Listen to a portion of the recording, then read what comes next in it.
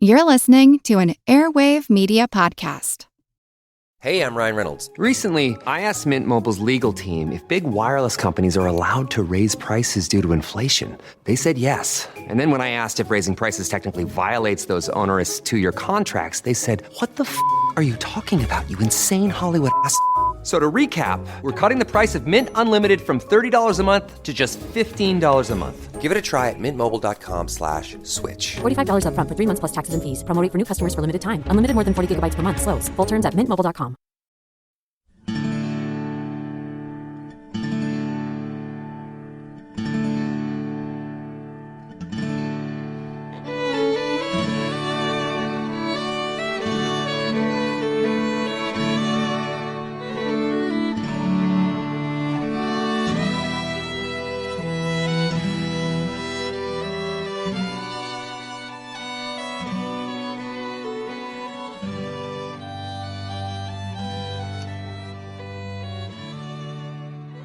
Hey everyone, thanks for tuning into episode 477 of our Civil War podcast.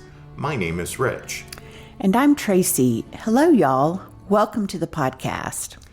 We've said before that we don't think there was a turning point during the Civil War. Instead, we think there were a number of turning points, plural, during the war. That is, battles or other events that if the outcome had been different, or if they hadn't happened at all, would have had a major impact on the course of the Civil War and or the outcome of the war. Some examples are the Emancipation Proclamation and the federal victories during the summer of 1863 at Gettysburg and Vicksburg, and with the Tullahoma Campaign. Exactly. And on March 8th, 1864, there was, we believe, another one of those pivotal turning points in the war, because on that Tuesday, Major General Ulysses S Grant arrived in Washington, D.C. He arrived that afternoon after being summoned to Washington by Secretary of War Edwin Stanton. Grant had spent the last several days riding the rails as he made his way from his headquarters in Nashville, Tennessee, to the nation's capital.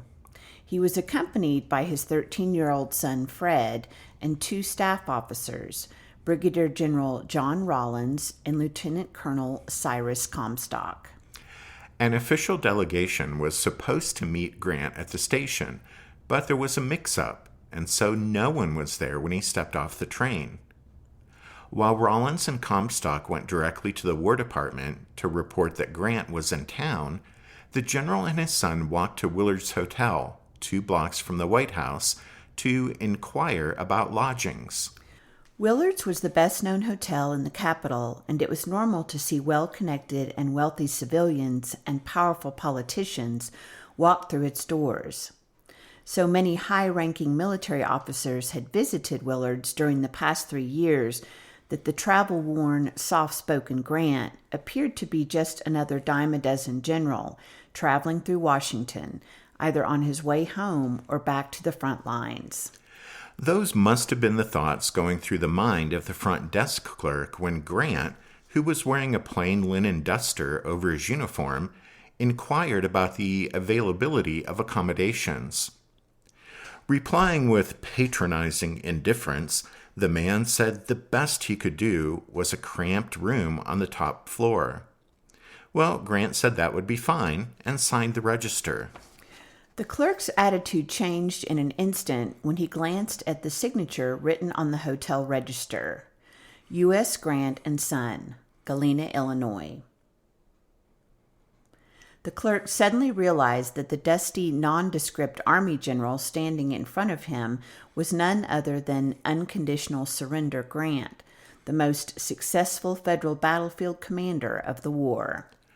Hotel management offered Grant the best set of rooms available, the bridal suite on the second floor, and the desk clerk personally carried the Grant's bags upstairs for them. Coming back down to the dining room, the general caused a stir as people began to look his way and whisper excitedly to one another, "There's Grant!" Some stood up and hammered on the tables, shouting his name. Then the call went up, 3 cheers for Grant!" Grant rose, fumbling with his napkin, and humbly bowed to all points of the compass. Unable to eat because so many people were swarming around his table, vying for his attention, Ulysses S. Grant and Fred left the dining room and returned to their rooms.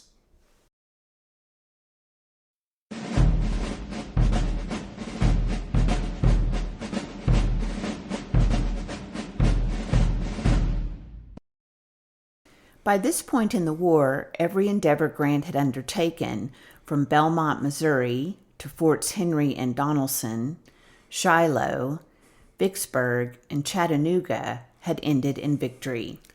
The recent improbable victory at Chattanooga had prompted the New York Herald to proclaim, "Grant is one of the greatest soldiers of the age, without an equal in the list of generals now alive." The cover of the February 6th issue of Harper's Weekly featured an elaborate Thomas Nast illustration showing the figure of Columbia pinning a gold medal on the general's chest, accompanied by the simple caption, "Thanks to Grant." Politicians were not far behind in singing Grant's praises. When Congress convened in December 1863, the House of Representatives issued a unanimous proclamation, and the Senate added its endorsement, thanking Grant and his Army of the Tennessee for their recent victories and calling for a gold medal to be struck in the general's honor. On December 7th, Grant's longtime political patron, Illinois Congressman Elihu Washburn, announced that he would introduce a bill authorizing the president to revive the rank of lieutenant general. George Washington had been the only officer to hold that rank, and now everyone understood that Ulysses S. Grant was the only candidate for it. When Washburn informed Grant of his intentions, the general responded that he didn't, quote, "ask or feel that I deserve anything more in the shape in honors or promotion," end quote.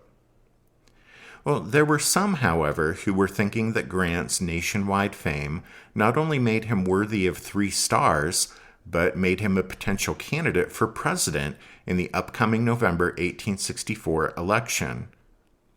The pro-Democrat New York Herald declared, quote, "The next president must be a military man." The Herald's editor, James G. Bennett, who hated Lincoln, pushed the idea of Grant running on the Democratic ticket. He pronounced the general was, quote, "the people's candidate." Although Grant was in agreement with most Republican policies, he kept his political inclinations to himself, thus prompting both parties to court him. When the idea of his running for president first arose after his victory at Vicksburg, Grant told an Ohio congressman that the idea astonished him and, quote, "Nothing likely to happen would pain me so much as to see my name used in connection with a political office." While corresponding with former Illinois Congressman Isaac Morris, Grant wrote, "In your letter, you say I have it in my power to be the next president. This is the last thing in the world I desire. I would regard such a consummation as highly unfortunate for myself, if not for the country." To his father, Jesse, Grant vented his frustration at the people pressuring him to run for office. Quote, "All I want is to be left alone to fight this war out, fight all rebel opposition, and restore a happy union in the shortest possible time." The talk of Grant as a possible presidential candidate naturally made Abraham Lincoln leery of supporting his promotion to lieutenant general. Lincoln appreciated Grant's victories in the field, but the president wasn't going to do anything that increased a potential rival's popularity and political clout.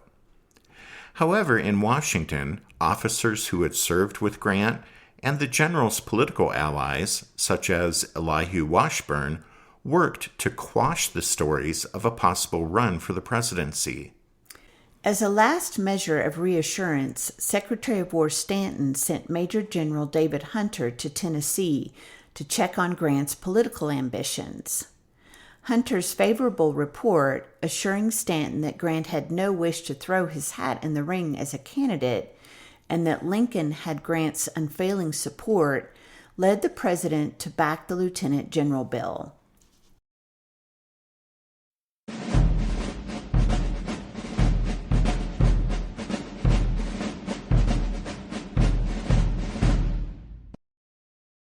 On March 3rd, Grant telegraphed his friend, Major General William Tecumseh Sherman, telling him, quote, "The bill reviving the grade of lieutenant general in the Army became a law, and my name has been sent to the Senate for the place."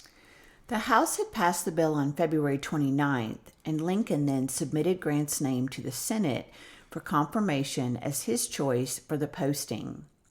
Grant went on to inform Sherman that he had been ordered to report to Washington, and he would be setting off for the nation's capital the next morning. Grant added, quote, "I shall say very distinctly on my arrival there that I will accept no appointment which will require me to make my headquarters in that city." End quote.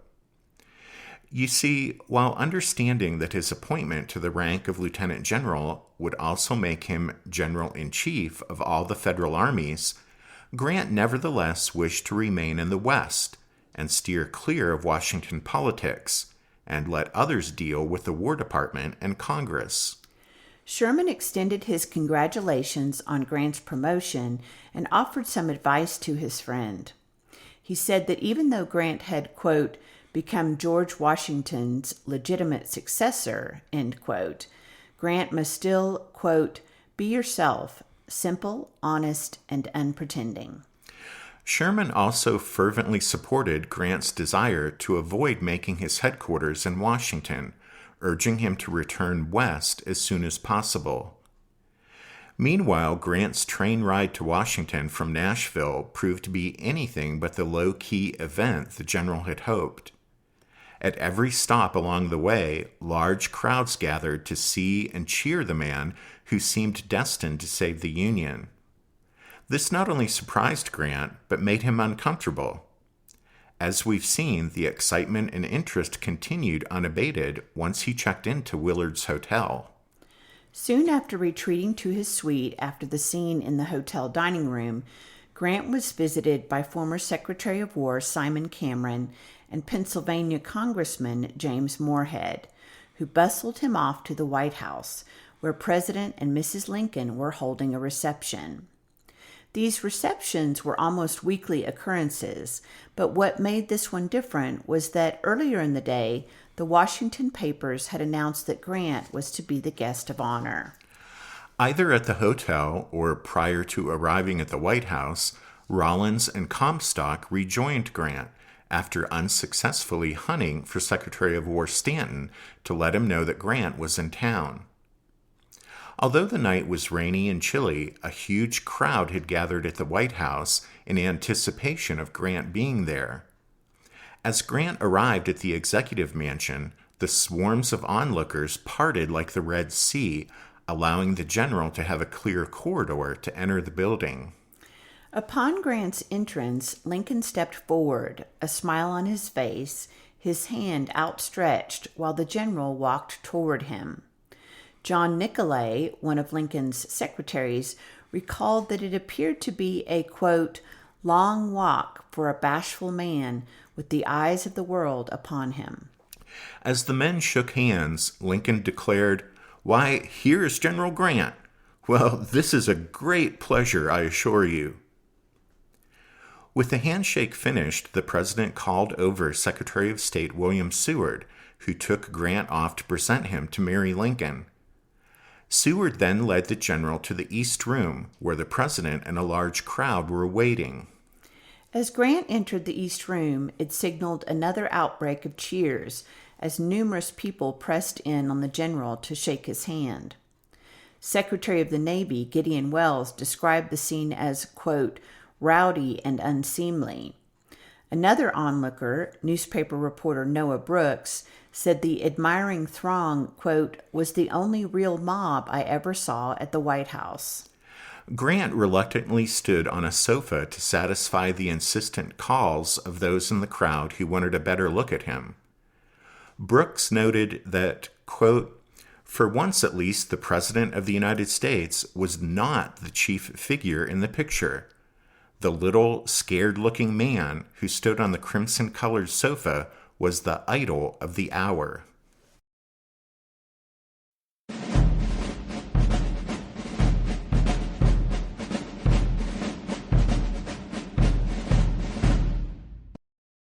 This episode is brought to you by Shopify. Upgrade your business with Shopify, home of the #1 checkout on the planet. Shop Pay boosts conversions up to 50%, meaning fewer carts going abandoned and more sales going cha-ching. So if you're into growing your business, get a commerce platform that's ready to sell wherever your customers are.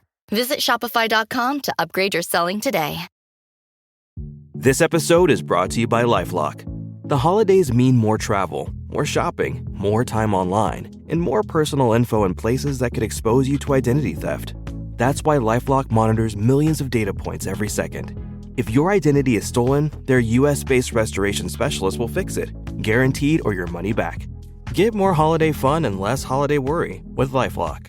Save up to 40% your first year. Visit LifeLock.com/podcast. Terms apply.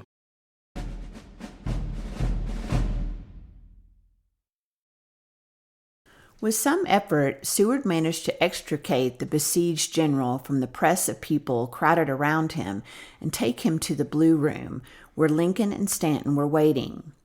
Once there, the president showed Grant into a drawing room where he would present him with his new commission the next day. Lincoln explained that he would make a short speech at the ceremony and that he wanted Grant to make a brief reply. So that Grant would know what was coming, the president gave him a copy of his remarks. Lincoln went on to say that he wished Grant to include 2 points in his statement. One, something that would smooth over any feelings of jealousy among other generals in the Army over Grant's elevation to the lofty rank of lieutenant general. And 2, something that would put Grant, quote, on as good terms as possible with the Army of the Potomac. At 1 o'clock in the afternoon the next day, March 9th, Grant returned to the White House to receive his commission as lieutenant general in the regular army. Lincoln had assembled his entire cabinet for the occasion. After the president and Grant positioned themselves standing face to face, Lincoln read a brief statement.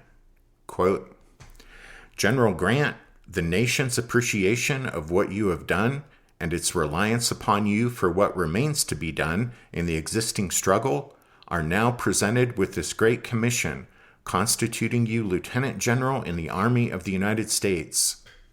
With this high honor devolves upon you also a corresponding responsibility. As the country herein trusts you under God, it will sustain you. I scarcely need to add that with what I here speak for the nation goes my own hearty personal concurrence." Then Grant, holding his written notes in one hand, began the acceptance speech he had composed the night before in his hotel room. He appeared ill at ease as he started to read, and the first few words were almost inaudible. One listener thought Grant simply hadn't taken enough air into his lungs and tried to read the entire thing in one quick rush. After his poor start, Grant paused, tightly gripping the sheet of paper with both hands, took a deep breath, and went on in a clear voice that seemed to gain strength as he continued to speak.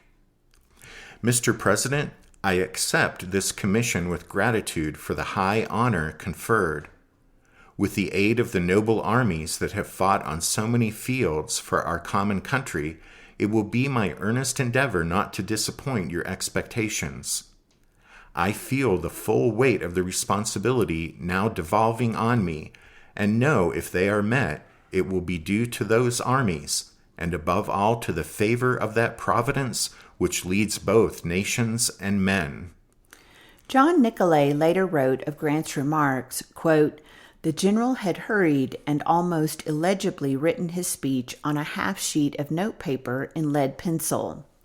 His embarrassment was evident and extreme. He found his own writing difficult to read. Nicolay went on to say that the speech was, quote, brief and to the point, end quote. But he noted that Grant had failed to include the 2 items Lincoln had requested. Still, all in attendance agreed that what Grant said had suited the moment. After the formalities at the White House, Grant inspected the defenses surrounding Washington, posed for a photograph at Matthew Brady's famous portrait studio, and spent some time with Lincoln and the Secretary of War discussing his new duties. He concluded his eventful day by attending a dinner at the Secretary of State's home. The next day, Lincoln sent orders to the War Department, formally making Grant General-in-Chief of the armies of the United States. Sherman would take Grant's place as commander of the Military Division of the Mississippi, and Major General Henry Halleck, the former General-in-Chief, was relieved of that duty and named Army Chief of Staff under Grant. Another major change followed the shakeup of the High Command. Henceforth, the headquarters of the General-in-Chief would no longer be in an office at the War Department in Washington, as it had been under Halleck, but would be wherever Grant was at the time. That same day, Grant and Rawlins departed Washington and headed for Brandy Station, Virginia, where Major General George Gordon Meade's headquarters were located. Soon after arriving at Meade's headquarters, Grant realized that 2 significant assumptions that had guided his thoughts had changed. First, in the mere 36 hours Grant had been in Washington, he came to realize that despite his sincere desire to return to the Western theater, he needed to be closer to the seat of government. He understood that regular face-to-face meetings with the President and Secretary of War Stanton would do more to facilitate the war effort than impersonal telegrams. Also, his presence in the East would ease the vexing problems associated with the practices of an army administration that, especially in the case of the quartermaster and ordnance departments, often acted contrary to the needs of the field armies. Grant had a second change of heart after his first meeting with George Meade. Before that meeting, Grant had been prepared to remove Meade from command of the Army of the Potomac, since others had told him that sacking Meade would be necessary if the Eastern Theater's main field army was ever going to perform at its full potential. However, upon meeting Meade, Grant was impressed by his offer to step aside if Grant wanted to bring a Western general east to command the Army of the Potomac. In his memoirs, Grant said that George Meade's unselfish offer, quote, gave me even a more favorable opinion of him than did his great victory at Gettysburg the July before. And so Ulysses S. Grant decided to retain Meade in command. Grant also came to the realization that, as General-in-Chief, his place was, if not in an office at the War Department, then still close to the nation's capital, so he would stay in the East and his headquarters would be in the field with the Army of the Potomac. After his visit with Meade, Grant returned to Washington on March 11th and met again with the President and the Cabinet. Secretary of the Navy Wells observed that the general now appeared more calm and businesslike than before, but that he was still lacking in military bearing and dignity. Meanwhile, Sherman sent more reminders to his friend to beware of the political intrigues festering in Washington, and again begged Grant to return to the West as fast as he could. After informing Lincoln and the Cabinet of his intentions to stay in the East and make his headquarters in the field with the Army of the Potomac, Grant announced that he would be leaving that night for Nashville to meet with Sherman and several other Western generals to discuss upcoming operations. At the same time, he would put his personal affairs in order and move his family east. Before Grant could depart Washington, he had to fend off Mary Lincoln's insistence he remain in town for a banquet in his honor on the 12th. The general, however, held firm to his plan to leave for Tennessee. Grant later wrote that while he appreciated the First Lady's good intentions, he told the president, quote, "Time is very important now, and really, Mr. Lincoln, I have had enough of this show business."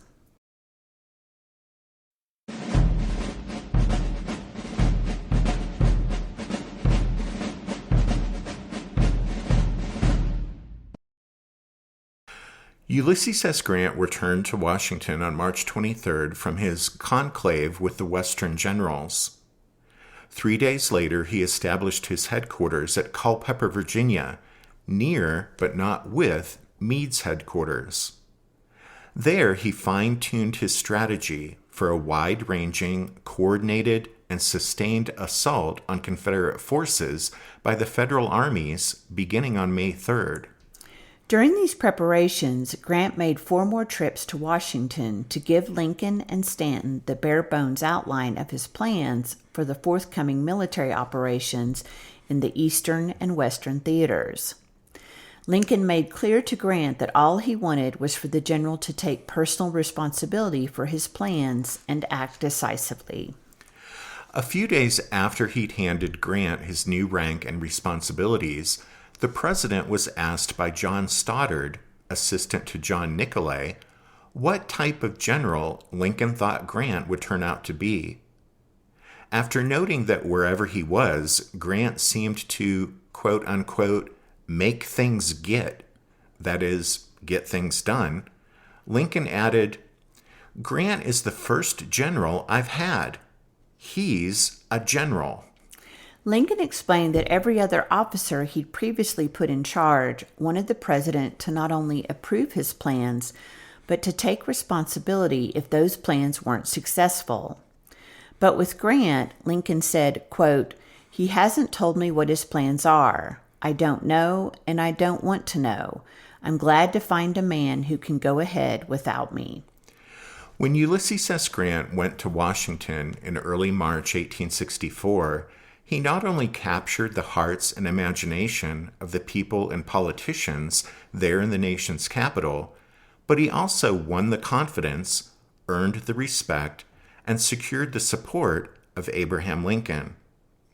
It was a remarkable personal and professional victory for Grant, and it would lead to more victories in the future for both Ulysses S. Grant and the cause he served.